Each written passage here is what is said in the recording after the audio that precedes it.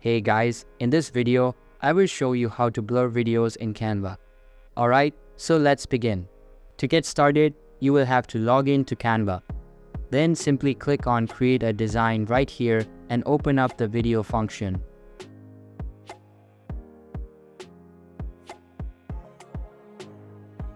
Now, in this case, I'm just going to upload a random test video and I'm now going to show you how to actually add a blur to this. To do this, you will have to head over to the Elements section on the left. Then simply click on Search Elements and look up Blur right here. Select See All, and then you're going to see a variety of different elements that you can actually use for this. In my case, I guess I will just go for this one right here.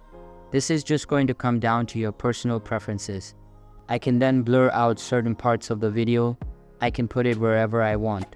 I can also change the color by using this edit right here. So can go ahead and choose which color you want. You can get more color option if you have Canva Pro. Additionally, if you want to change the duration of this blur, you can also do this. Now this is going to show up right here and we can then change the duration of this. As you can see, now this wouldn't show up for the first couple of seconds, and then after a couple of seconds, it is actually going to appear. You can also animate this.